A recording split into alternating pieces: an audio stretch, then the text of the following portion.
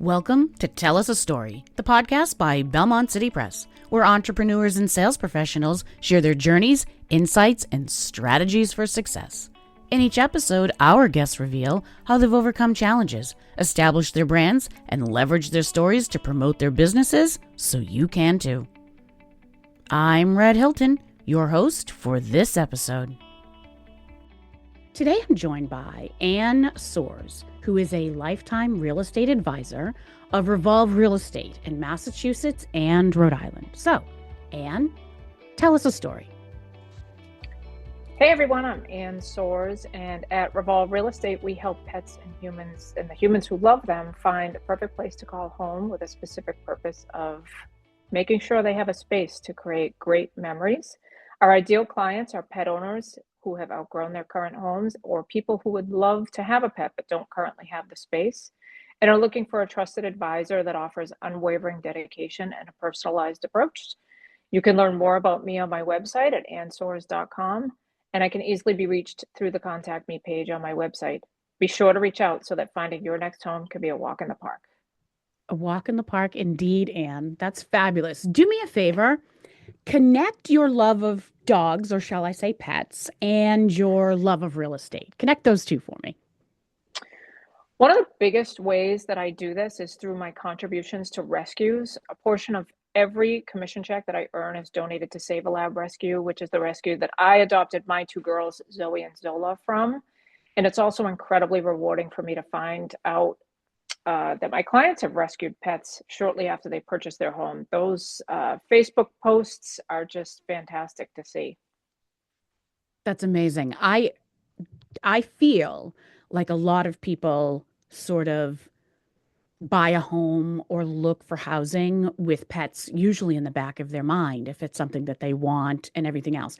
Is it a good time right now for people to buy a house and get a pet? I would say yes and yes. There are tons of animals right now in shelters because a lot of the COVID puppies or COVID animals, believe it or not, have been sadly returned over the last couple of years. So shelters are just overwhelmed. So I'd say if you're on the pet hunt, there's plenty out there to adopt from. If you are on the house hunt, I would say now is a fantastic time to buy because the market has slowed down just a little bit. Prices are coming down just a little bit. And we're starting to get a little crack in the inventory. So now's a perfect time to get that going.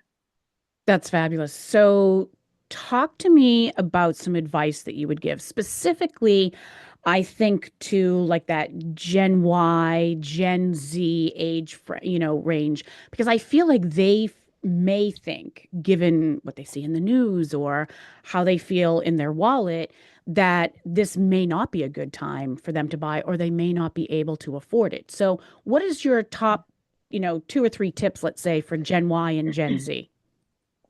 Well, Gen Y and Gen Z they're very interesting generations because they weren't raised, dare I say, with the patience is a virtue concept. They've had to really wait for nothing. I mean, everything they have is on an app and it can be here in 20 minutes or a day. Mm-hmm. So, probably the biggest thing that I would remind them of is that investing in a home is a long-term play. And they really have to kind of get their head around the fact that it's going to take some time to make this happen. But three tips for them right out of the gate, I would say, get with an agent in the area that you want to move to. So if your dream is to move to Arizona, get on a newsletter list for an agent in Tucson or Sedona or wherever it is you're looking to buy. Second thing I would say, get with a mortgage lender out there. Just have an initial conversation, figure out what's happening in the market. That will get your head around the finances of it all. And then the third piece of advice I would recommend, depending on where you are in terms of saving and investing and that kind of thing, I would get with either take a budget 101 class or get with an investment advisor to put a plan together so that you can start saving for that long-term goal. But it's doable. It is doable. Sure, it's doable. There's about 12,000 properties that transact every single day in this country. And what I always say to people is you just have to be one of them, right? So hmm it is hmm doable. So those Gen Ys and Gen Zs, although they're not used to that patience, what you're saying is if they can sort of wrap their mind around slowing things down and waiting for it and making a plan, that home ownership is possible. Oh, 100%. 100%. Um, and the thing is that even in 5 years from now, if they decide, you know what, I don't want to buy a home anymore, they've put aside a little bit of a nest egg for themselves, so they can go do something else. Hmm. Um, Even if it's renting, or maybe they buy that RV and they travel across the world, whatever it works out to be. But they've done something good for themselves. So So saving money and planning and budgeting are probably never a bad thing. no, no, not usually, not Right. usually. Talk about what sort of considerations people need to sort of account for when they're, buying a home, but also when they're choosing a pet. Yeah, so I love this question because oftentimes what we find is that when people choose a pet, they choose it because the pet is adorable. And they're not necessarily choosing it based on their lifestyle or the pet's needs. So, if you live in a 400 square foot apartment, a Newfoundland dog is probably going to be miserable in that situation. If you happen to be a couch potato, for example, working dogs are probably not going to be your thing as much as you may love them, the look of them and enjoy their company. So I think you really have to match your lifestyle with, do you have a fenced in yard? Do you have acreage? Do you have, are you, some places here on the South Coast, they raise cattle, maybe a cattle dog makes sense for you. But I think really doing that homework up front and matching lifestyle with space are key to making that whole adoption thing successful. So when someone's looking for a home, a lot of times they take their family into account. What you're saying is that you need to extend that umbrella to the pets they have or the pets they expect to get. 100%, Hmm. 100%. So, as a real estate agent, I know that there's a lot that you take into account, whether it's, your client's budget, their needs, but also safety of yourself and your fellow agents. So, Mhm. talk to me about how you have roots in the community with your family business and how that sort of dovetails with safety and agent safety. Yeah, so my husband has been running a martial arts school for the last 14 years now. And naturally, when I first became an agent, up until then, we had done plenty of, women's self-defense seminars and safety days and things like that. But when I first started in real estate, I don't know if it's the news feed is always listening or what it is, but all of a sudden you started to see all these stories about things, awful things happening to real estate agents. So naturally, he was always very, very mindful and still is about how I leave the house for an open house. Um, what neighborhoods am I going into to show homes? What time of the day am I going? So on and so forth. So what he decided to do was, well, why don't I reach out and try to partner with this community to do some lunch and learns at the karate school and get agents together. Agents love food, food, snacks, and beverages. So if you can provide that, they'll come and they'll certainly enjoy the learning experience. We've also partnered with the local realtor board to offer sort of a more neutral space, if you will. It's a location that realtors are all too familiar with to provide safety education there. So we enjoy doing it. As they say, the world's getting a little bit more dicey these days. So anything you can do to help protect yourself is never a bad thing for sure. Certainly. So, what I hear you saying is that real estate agents are food motivated, Food and beverage, which yes. also sounds like my dog. No shade. I'm just saying there's no shame in being a puppy. That's all I can say. No, not That's at all. I have fabulous. two Labradors, so I'm well versed on food-driven beings. So I have to say I'm so sorry that they are busy today and we're unable to make our little appointment here. yeah, they're napping in the sun right now. So It's good for them. fantastic. If we all could just be doing that. So, speaking of animals and pets and that sort of thing, talk to me about what your Monty is. So, as you know, here at Belmont City Press, Monty is our mascot, sort of that beacon of all things that we know, lessons that we learn, that sort of thing. So if I would ask you, what is your Monty? What is something you could share with our audience? Yeah. So I think one of the biggest thing that's been difficult for me to wrap my head around, but I had a full on experience with this last year was most decisions in life are not permanent. So if you buy a home that you don't like, you can always sell it and go do something else. If you change jobs and you realize when you get there that it's not quite what you expected, you can always change jobs, apply for something else, and move on. I know that I've fallen into the trap as an adult, if you will. We tend to make things way more complicated than they need to be. When we make this decision, one of the things I think that kind of hinders us in making decisions is that we what if it to death, as if there's no way to undo this decision once we've made it. And I realized last year when I changed brokerages, and I was having this conversation with my husband. He said to me, "Well, how do you know that where you're going is the right spot?" And I said, "To be honest, I don't. But if I get there and 6 months later I realize that this isn't the right spot, I'll just go make another decision. It's really that simple." So I think if folks can really kind of embrace that mindset, they can be a little bit happier and not feel so like permanently tied to a decision. And They can move yeah, through life just a little bit with a little bit more ease. yeah, I think so. I think so. We just tend to, as adults, complicate things way too much, and I and we agree. don't enjoy ourselves, and we stay miserable far longer than I think we need to be. Um, and life's too short. Life's too short for any and all of that. So, You know what I often tell people? Today is not forever. right. Mm-hmm. And the rain, and it's not going to rain forever. Mm-hmm. So, even if you're going through a rough time, the sun will eventually come out again. So, Sun also rises. I would yeah. think that you would see that more with buyers perhaps than with sellers. I would think that buyers would have the how do I know this is the right home for me, Hmm. as opposed to maybe sellers selling, they've made that decision. That's kind of a one decision, that they need to make. But with buyers, I would guess that they sort of have the how do I know this is the right decision for me if they what if things to too much. Would you agree? Yeah, I would agree with that. And that's part and parcel why I always say keep your options open. Because oftentimes what happens is buyers come to me and they have this list of everything their next house has to have.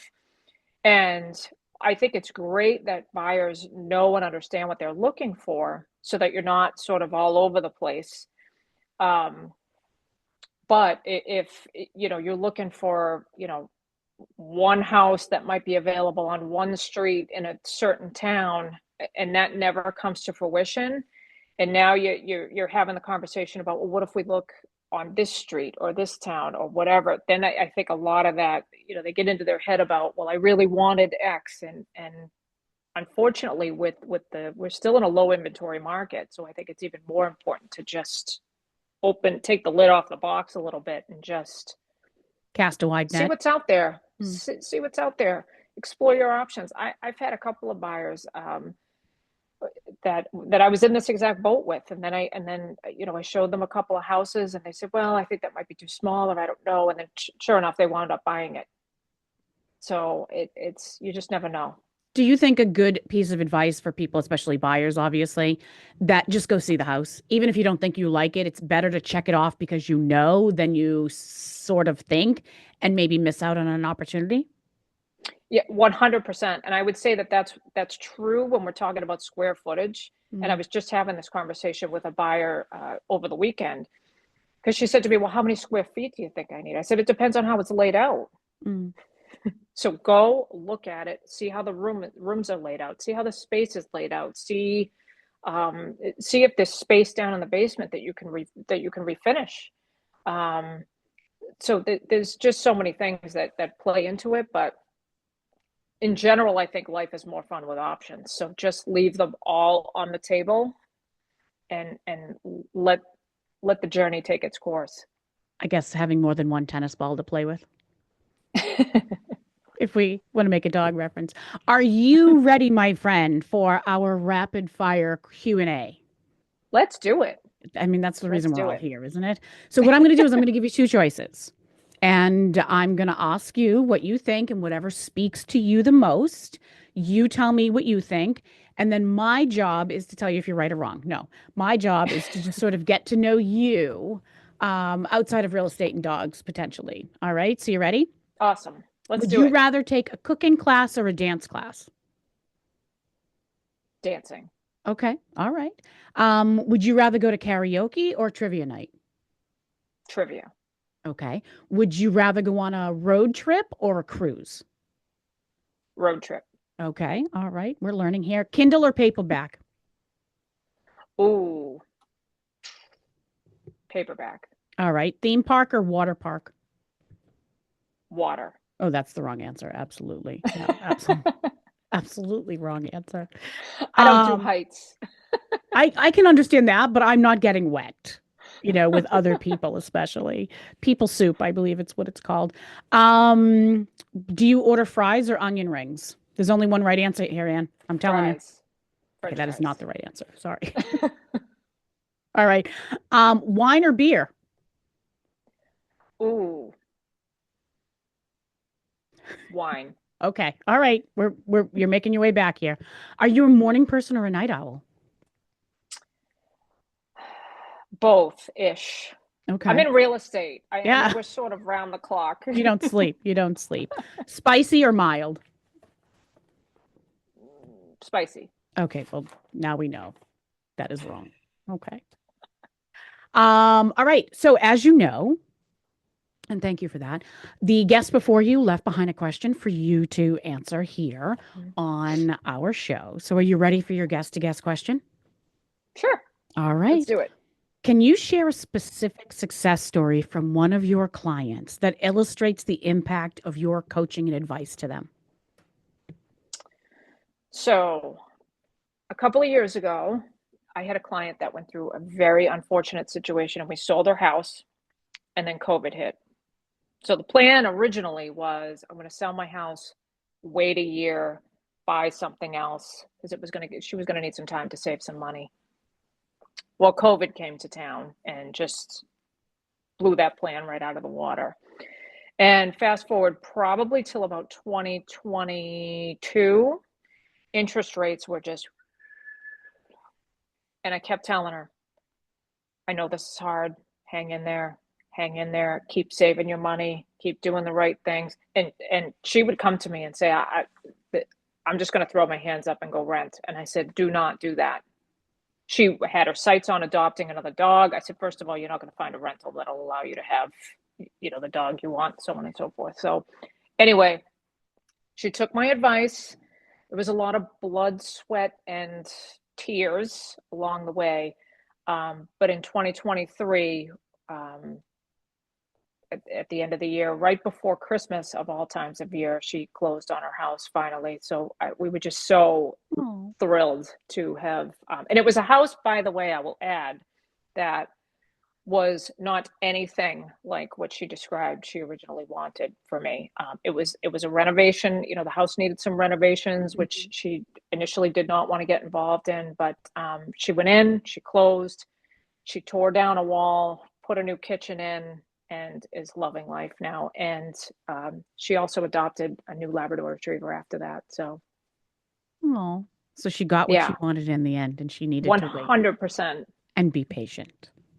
Yes. Fabulous, fabulous. So talk to me about where people can find you. Social media handles, remind us what your website is, all of that sort of thing. So my website is annesoares.com. Mhm. Really, really simple.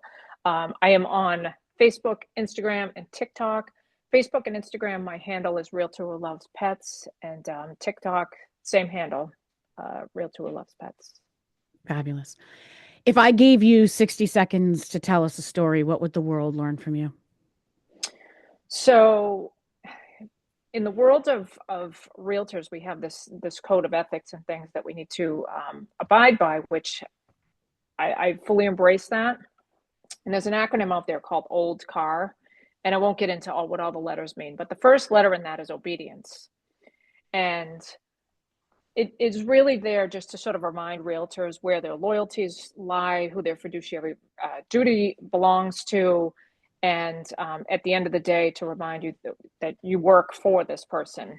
You're not running this person. You work for this person. And while I am dog loyal, I have no problem being loyal. I have no problem being obedient. But what I will not be is I'm not a yes girl. Mm. I'm not a yes girl at all. So if, someone is out there just looking for someone that they can just give orders to and go do, I'm not your girl for that. I'm more than happy, to let those clients pass me by. As difficult as it is, I have no problem having the more difficult conversations, even if it means that someone is a little upset, or maybe I might even look bad when I'm having these conversations. But I think it's worth it because I care. The realtors that really care won't just sit idly by and go, "Oh, okay, you want me to set you up to fail by writing you this, writing this offer on your behalf." That's not me. And I think in a world now where there's been so much controversy around realtors, if people are looking to hire a realtor to represent them, whether it's on the sale of their house, whether they're doing buyer representation, I think that's a good gut check for people. As you're going through that consultation, really sort of assess, do I think this person cares about me, or am I just another commission check they're going to get in 6 weeks? And I think if you see that person truly cares about you, what you're paying for those services, it doesn't matter. It's worth it 100%, because at the end of the day, you're going to feel, great about where you end at the end of the day. So that's what I would say. Fabulous. And I appreciate your time. It's extremely valuable, and I hope I honored that here today. 100%. 100%. Thank you for your time. Thank you. To our listeners, if you have a story to share, visit tellasastorypodcast.com. If you're an aspiring author, a seasoned business owner, or looking to elevate your personal brand, visit belmontcitypress.com for expert advice on writing your own success story. Trust the next chapter, because you are the author. Now, tell us a story.